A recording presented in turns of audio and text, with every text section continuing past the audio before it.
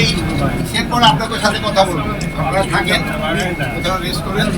আমাদের এই ডিভিশনাল লেভেলে বিভিন্ন কর্মকর্তাদের সাথে আমাদের একটা মত বিনিময় সভা, এখানে আমাদের এই এলাকার কিভাবে সমস্যাগুলি আলোচনা হয়েছে এবং এই কিভাবে এগুলি সমাধান করা যায়, এগুলি মেইনলি আমাদের ডিসকাশনের ভিতরে ছিল আইন শৃঙ্খলা এবং কৃষি। যেহেতু আমি এই দুইটা মন্ত্রণালয়ের দায়িত্বে আছি, এইটির উপরে তাছাড়াও অন্যান্য সমস্যাগুলিও আলোচনা হয়েছে এবং ওই আলোচনা যে সমস্যাগুলি আছে ওগুলি আমি অন্যান্য উপদেষ্টার কাছে আমি পৌঁছে দেব।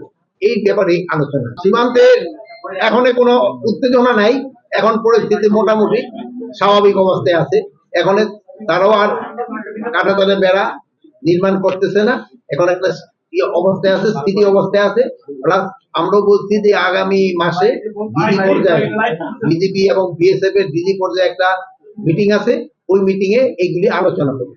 তবে আমি বলছি যে আপনারা জানেন যেহেতু আমাকে কিছু কিছু অসম চুক্তি করা হয়েছে, এইগুলি নিয়ে আলোচনা হবে এবং আমরা আমাদের মন্ত্রণালয় থেকে আমরা একটা নীতিও দিচ্ছি যে এইগুলি অসম আছে, ওইগুলি কিভাবে সমস্যাটা সমাধান করা। আমি তো এখানে আসছি আপনার থেকে জানার জন্য, যেহেতু আমি তখন থেকে জানি না। আপনি আমার বলেন কি, যদি কাগজ থেকে উৎসাহ উদ্দীপনা আগের থেকে যদি না বেড়ে থাকে তা আপনি আমার বলেন, আমি তাকে বলবো যে আপনাকে সম্বন্ধে এইটা আছে, আপনারা এটা আপনারা সমাধান করেন।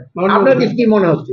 আমার তো মনে হচ্ছে পুলিশের মোটামুটি ভাবে ধীরে ধীরে তাদের সেই উদ্যোগনা ফিরে পাচ্ছে। এইটাই দোয়া করবেন যেন তারা আগের যে উৎসাহ উদ্দীপনা এবং তাদের কর্মদক্ষতা আগের মতো যেন ফিরে পায় এবং এটা যেন যত তাড়াতাড়ি পায়, এটা যেন ডিলে না। পুলিশের তদন্ত করার ক্ষমতা নেওয়ার কোনো স্কোপই নেই। পুলিশের তদন্ত পুলিশই করবে, এটা তো অন্য সংস্থা করার কোনো স্কোপ নেই। পুলিশের তদন্ত পুলিশই করবে।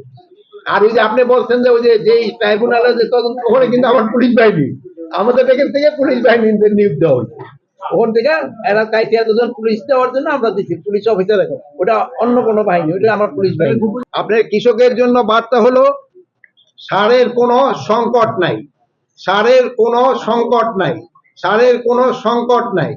আর যদি কেউ সারের কৃত্রিম সংকট করার চেষ্টা করে, আমি আইন শৃঙ্খলা বাহিনী এবং ডিভিশনাল কমিশনার সাহেব আছে, তাদের বলবো তাদের এগেইনস্টে প্রপার অ্যাকশন নেওয়ার জন্য।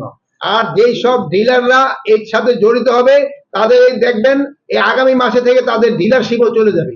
তাদের কোনো অবস্থায় তাদের ছাড় দেওয়া হবে না, কোনো অবস্থায় ছাড় দেওয়া হবে না।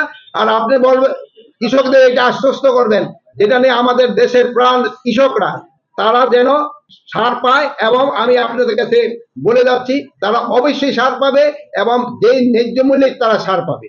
আর আপনারা এইটা তাদের কাছে প্রচার করে দিবেন। আর আমি আপনাদের কাছে অনুরোধ করব, আপনারা কিন্তু সবসময় একটা সত্য প্রকাশ করার জন্যই কিন্তু এই বিদেশি মিডিয়াগুলি অনেক সময় উল্টাপাল্টা অনেক খবর দিত, কিন্তু আপনারা সত্যটা প্রকাশ করার জন্যই কিন্তু এখন বিদেশি মিডিয়া এখন আর এই অপপ্রচারটা আমাদের করতে পারে না। এই জন্য আপনারা আমাদের সাংবাদিক ভাইদের জন্য আমি আপনাকে অনেক অনেক ধন্যবাদ জানাই। আপনারা কিন্তু সব ক্ষেত্রে আপনারা আমাদের এই সাহায্য এবং সহযোগিতা করে আসছেন, ভবিষ্যতে আপনারা আমাদের সব ক্ষেত্রে সাহায্য সহযোগিতা করবেন।